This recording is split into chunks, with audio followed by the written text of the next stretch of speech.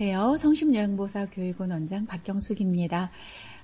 이번에는 그 제32회, 33회 요양보사 자격 시험장 꿀팁을 좀 알려드리도록 하겠습니다. 먼저 시험 일정과 합격 기준, 그리고 시험 시간표, 시험장 확인하기 순서로 좀 알아볼게요. 자, 첫 번째 자격 시험 일정인데요. 32회 시험은 원래 이제 8월 29일이었다가 이게 11월 7일로 변경이 되었다가 다시 10월 9일 금요일로 변경이 되었죠. 그래서 8월 29일 시험은 오전과 오후 이렇게 나누어서 시험을 보았지만 10월 9일 금요일 날 보는 시험은 오전에만 다 치러지게 됩니다. 그리고 33회 시험은 예정대로 11월 7일 토요일 날 시험이 있을 예정입니다. 시험 시간표를 좀 보겠는데요. 이제 코로나 이전에는 이게 그 시험이 필기 35문제를 40분에 그리고 이제 40분간 휴식 시간을 가졌다가 실기 45문제를 50분에 이렇게 풀었었거든요. 자, 그런데 요 앞에 31회부터 이게 통합이 되어서 90분에 다 시험을 치르고 시험 중간에 쉬지를 않습니다. 그래서 필기와 실기를 10시에 시작해서 11시 반까지 90분 동안 시험을 다 보고요. 입실 완료 시간은 9시 반입니다. 자, 그런데 여러분 입실 시간이 9시 반이라고 9시 반까지 가시면 굉장히 당황하실 거예요. 많은 분들이 다 와서 계시고 또 시험 감독관들이 한 9시 15분 정도면 나타나거든요. 그러면 여러분들이 30분쯤 가면 이미 거의 다 들어가고 계셔서 굉장히 당황스러우실 거예요. 그러니까 한 9시 정도는 도착을 하셔서 1시간 정도 미리 복습도 하시고 시험장도 분위기도 익히시고 네, 그렇게 하시면 좋을 것 같습니다. 자, 이번에는 시험장 확인하기인데요. 응시 번호에 따라서 시험 장소가 많이 달라집니다. 그래서 이번 이제 시험 장소를 확인을 해보시면 아마 선생님들 외곽으로 많이 밀려나셨을 거예요. 이제 이게 시험이 계속 보류가 되고 이렇게 되는 바람에 아마 시험 장소가 부족해서 외곽으로 굉장히 많이 밀린 걸로 알고 있는데요. 일단은 시험 장소를 먼저 잘 확인하시고 어떻게 가는지 교통편도 잘 알아보시고 미리미리 출발하시고 하는 게 좋을 겁니다. 자, 그리고 이번에 여러분 응시표 아마 출력해 보신 분들은 아시겠지만 너무 글씨가 적죠. 그리고 또 흐리고 그래서 잘 보이지를 않잖아요. 그래서 선생님들한테 제가 제안을 드리는 건 응시표에다가요. 응시표 번호 있잖아요. 그걸 돋보기를 끼고 좀 보시고 그 옆에다가 다시 크게 좀 연필로 적어 가세요. 그리고 시험실 번호도 거기에 나오거든요. 응시표에. 그리고 그 시험실 번호도 크게 좀 적어 가세요. 그러면 시험 장소에 이제 도착을 하면 보통 학교에서 보거든요.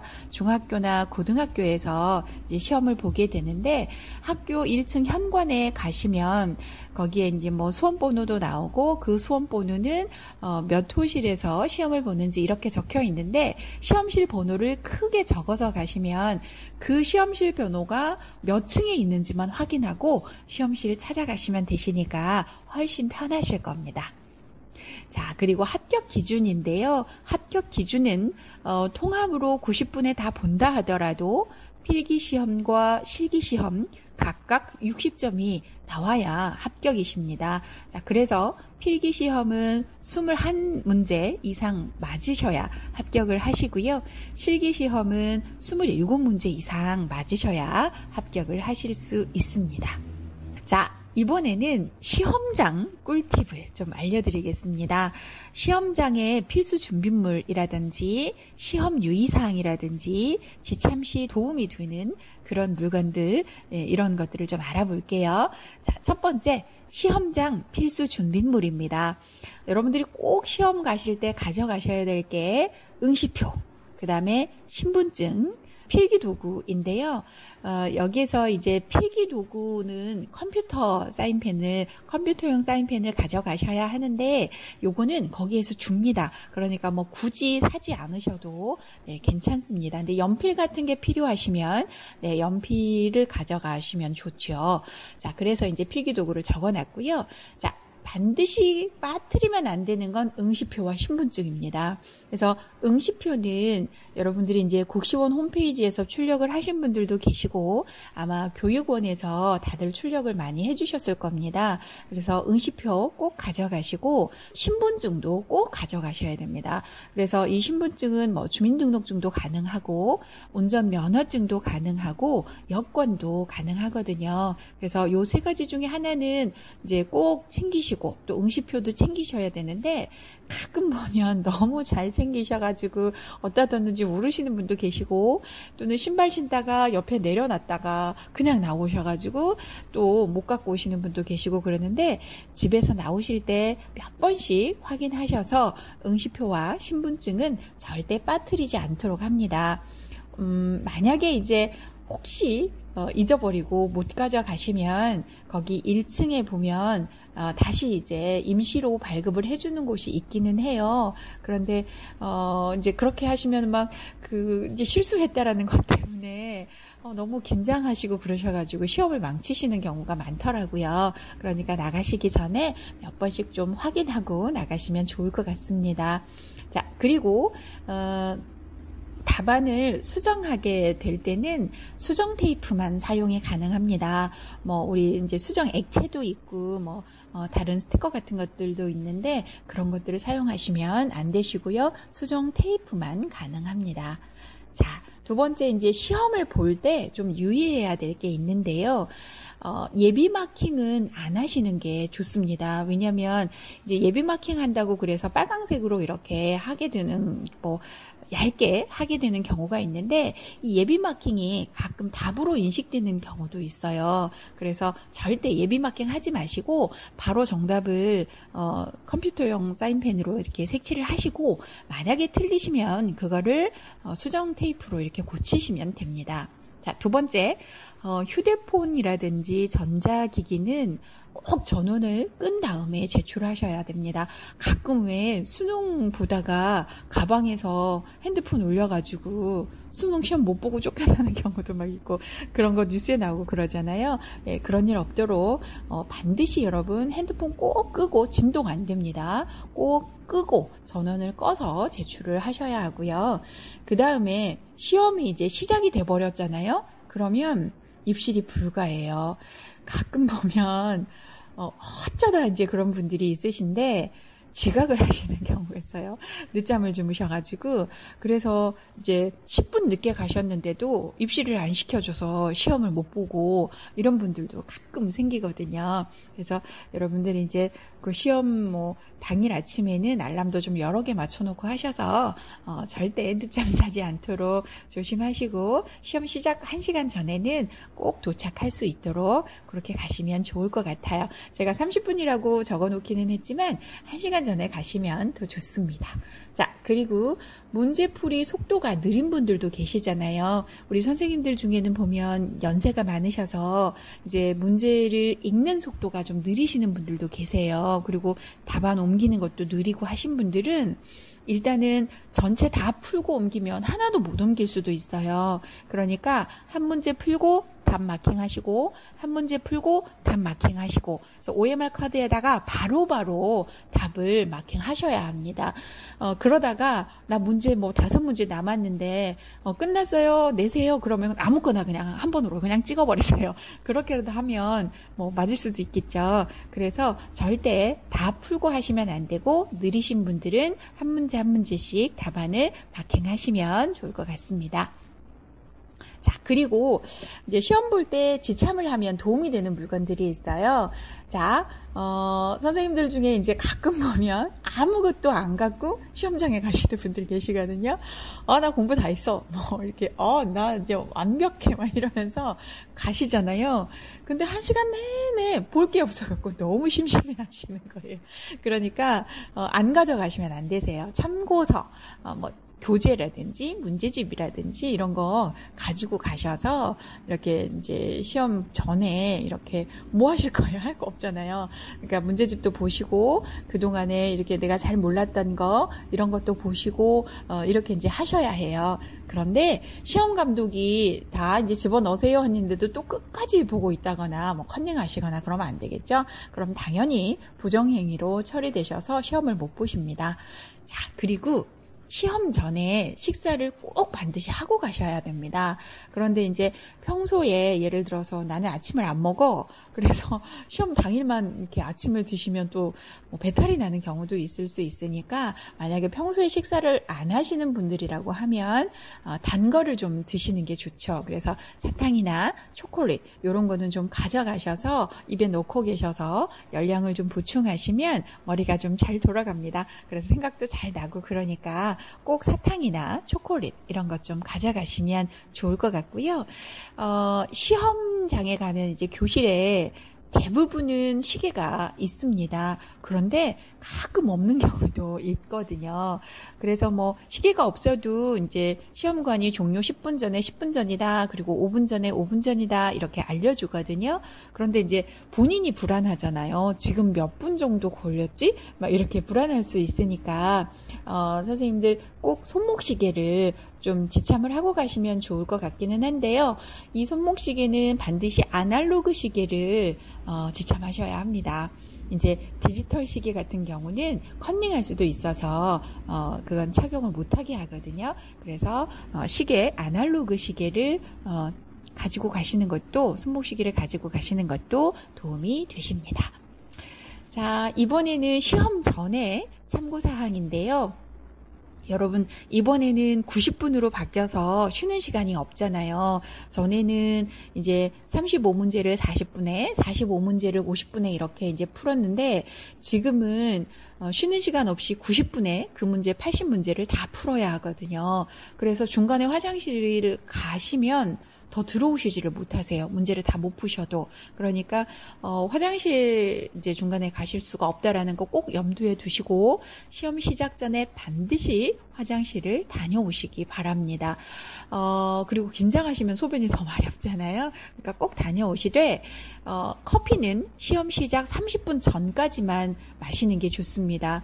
시험 시작 전까지 마시다 보면 시험 시작했는데 한 30분 지나서 소변이 마렵거나 이 커피가 이뇨작용에 있잖아요. 그리고 긴장을 하면 또 더 그렇기 때문에 선생님들이 뭐 커피 드시고 소변이 마려우실 수 있어요. 그러니까 커피는 30분 전까지만 마시고요.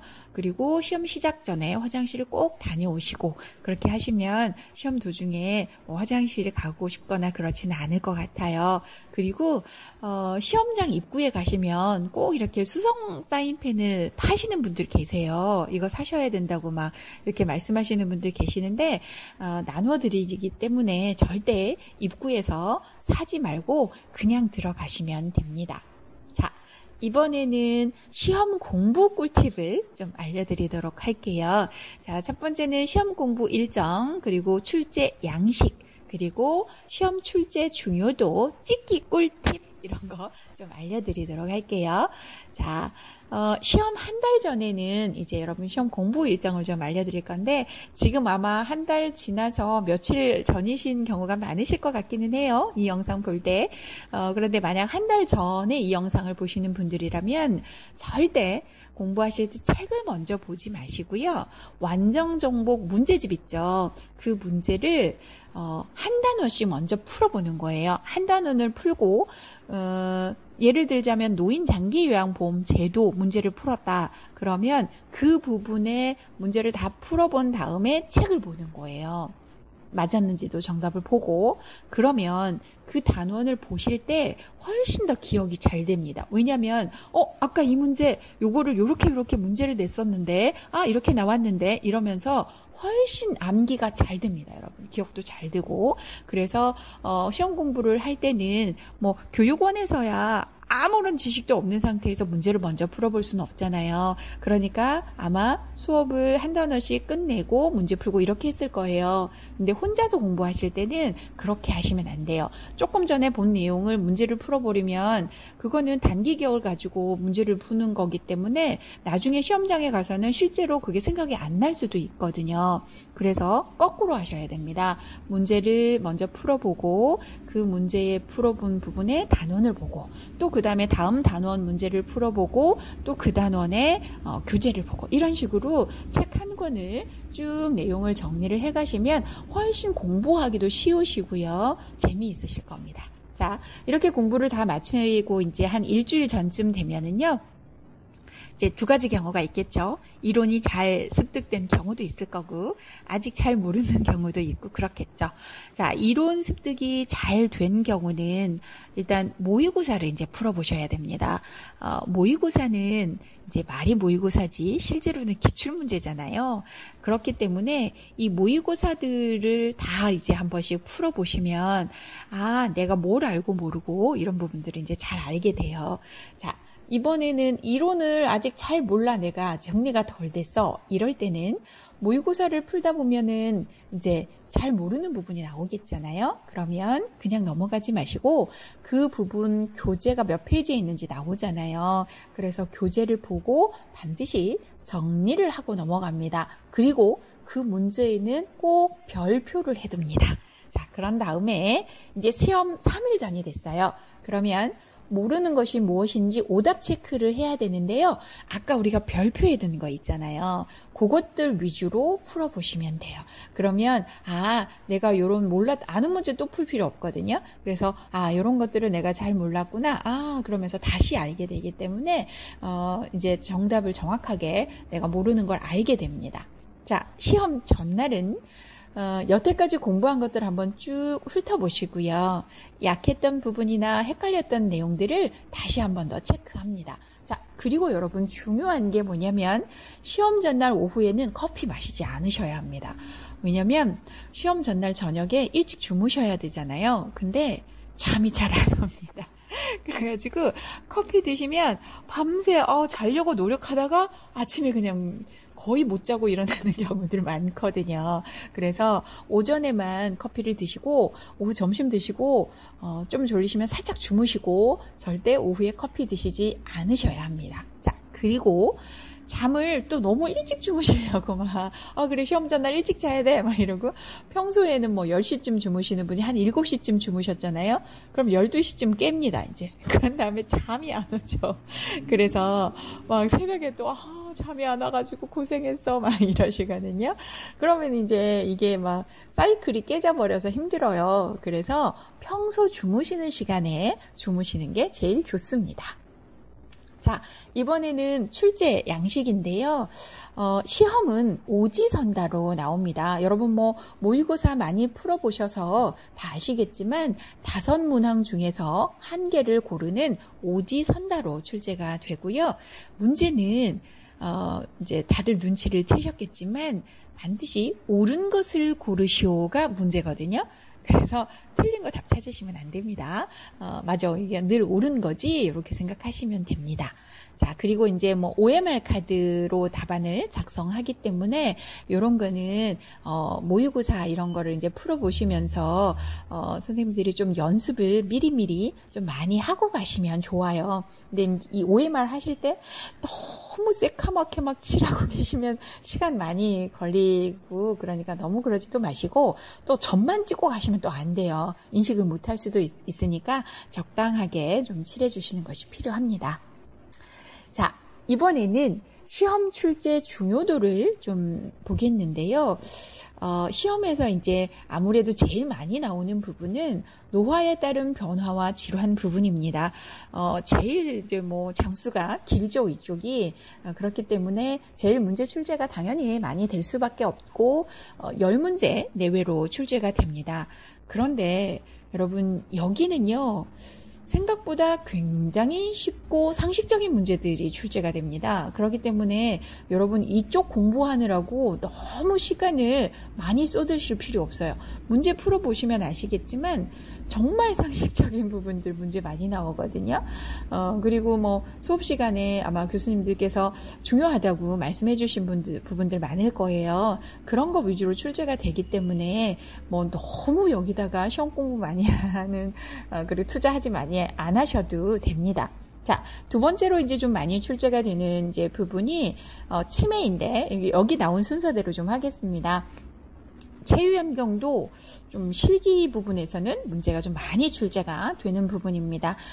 왜 그러냐면 이게 이제 그림 문제랑 이렇게 같이 출제가 되면서 뭐 침대 위에서의 체유변경 또는 뭐 보행, 또는 뭐 계단 오르내리기, 뭐 워커 이런 거 사용, 뭐 이런 것들, 뭐 휠체어 사용, 이제 이런 것들이 있기 때문에 그런 데서 다 한 문제씩 이렇게 내다보면 문제가 많아질 수밖에 없거든요. 그래서 이 체유 변경에서는 항상 보면 한 8문제 정도 내외로 문제를 내기 때문에 이 부분들은 꼭 문제를 좀 많이 풀어보고 가시면 좋고요. 그 다음에 이제 배설 돕기도 한 5문제, 개인위생도 한 5문제 정도 나오는데 둘 다 정해져 있습니다. 맨날 나오는 것들이 나옵니다. 그래서 이것들은 뭐 그렇게 어렵지는 않고요. 그 다음에 제가 여러분들한테 이제 좀 권해드리는 거는 이 직업윤리와 장기요양보험제도 부분은 한 4문제, 3문제 이렇게 출제가 되기는 합니다만은 선생님들이 좀 어려워하시는 부분이세요. 네, 그래서 나중에 시간이 없고 그러시면 이 직업윤리와 장기요양보험제도 부분은 총정리 부분을 한 번 더 듣고 가시면 좋습니다. 그리고 문제풀이도 이쪽은 좀 더 꼼꼼하게 하실 필요가 있죠. 자, 그 다음에 근데 이 두 문제가 다 조금 더 추가 설명할게요. 이 직업윤리와 장기요양보험제도는요, 두 개 합치면 한 7문제에서 8문제 정도 되거든요. 그런데 이게 이제 필기 부분에서 8문제 정도를 차지해 버리기 때문에요. 굉장히 퍼센테이지가 높다라고 보시면 됩니다. 그래서 여러분들이 저거는 꼭 정리를 좀 하고 가시면 좋겠고요. 치매 일상생활 지원이라든지 문제행동 대처, 이건 한 10문제 정도 굉장히 많이 출제가 됩니다. 근데 뭐 저거는 어렵지는 않죠. 그래서 모의고사를 좀 많이 풀어보시면 좋고요. 응급처치도 한 4문제 정도, 의사소통도 한 5문제 정도 이렇게 이제 출제가 되는데 여기도 뭐 이제 그렇게 어려운 부분들은 아니고 출제가 된 것들이 좀 많이 되기 때문에 문제를 많이 풀어보시면 그렇게 뭐 힘들지는 않을 것 같습니다. 자, 문제가 잘 안 나오는 부분도 있어요. 그래서 시간이 없으시면 공부하지 마시고 과감히 버려야 되는 부분도 있는데요. 노인과 노화 과정에 대한 시험은 잘 안 나옵니다. 그리고 뭐 대상자 중심보호 이런 것도 시험에 안 나오고요. 인지자극 훈련은 최근 들어서 시험 문제가 가끔씩 출제가 되기는 합니다만은 여기는 공부하려면 이게 조금 어렵습니다. 그래서 과감히 버리시기 바랍니다. 그냥 찍으세요. 출제가 되더라도 한 문제 정도밖에 안 나오고요. 요 앞에 이제 시험 문제가 어렵게 출제될 때만 나오거든요. 이거는 요 앞에 32회에서 이게 이제 출제가 됐기 때문에 이번에는 출제가 되지 않을 가능성이 높아요. 그래서 선생님들 그냥 이거는 공부하지 마시고 버리세요. 버리시고 그냥 나오시면 찍으세요. 자, 그 다음에 일상생활 지원 원칙, 이것도 시험에 잘 안 나오고요. 가족관계 변화, 그리고 노인 부양, 뭐 금연, 금주 이런 부분도 시험에 잘 출제가 안 되기 때문에 시간 없으시면 그냥 넘어가시면 됩니다. 자, 그리고 아까 말씀을 드렸던 윤리 부분이라든지 또는 장기요양보험 제도 부분이라든지 이런 부분들에 대해서 내가 좀 확실하게 더 알고 싶어 이제 그러시면 저희 성심복지TV 유튜브에다가 각 파트별로 총정리 영상을 나누어서 올려놨어요. 그래서 시간이 없으시면 잘 아는 부분은 그냥 넘어가시고요. 잘 모르는 부분만 보세요. 그리고 보시면 구독과 좋아요는 꼭 눌러주세요. 네. 자, 그 다음에 이제 찍기 꿀팁을 좀 알려드릴게요. 뭐 많이들 아시겠지만 지문 중에 제일 긴 게 정답일 확률이 높죠. 네, 뭐 이거는 망고의 진리인 것 같고요. 자, 두 번째, 자 이제 찍을 때 있잖아요. 선생님들 보면 무작정 막, 모르겠어. 그럼 막, 어떤 것이 답일까요? 막 이러신 분도 계시거든요. 네, 그러지 마시고, 무작정 찍지 마시고, 일단 아닌 것 같은 것들 먼저 엑스해버려요, 옆에다가. 자, 그러면 대부분 이제 좀 혼란스럽고 헷갈리는 건 한 2개 정도 이렇게 남거든요. 그러면 이 2개 중에 어떤 것을 고를까? 이렇게 하시면 안 돼요. 그 2개 중에서요, 더 확실한 답을 고르시는 거예요. 그러면 그게 답이거든요. 하나는 내가 약간 착각하고 있는 거거든요. 그래서 둘 중에 이거는 정말 맞는데 하는 게 있고요. 이것도 답인 것 같은데 하는 게 있어요. 그러면 이것도 답인 것 같은데요는 찍지 마세요. 이거는 정말 답인데 요걸 찍으세요. 자, 정말 진짜 모르는 문제가 이제 풀다 보면 또 여러 문제일 수 있어요. 그러면 이번에는 1번을 한번 찍어보고 이 문제는 2번을 한번 찍어보고 저 문제는 한번 3번을 찍잖아요.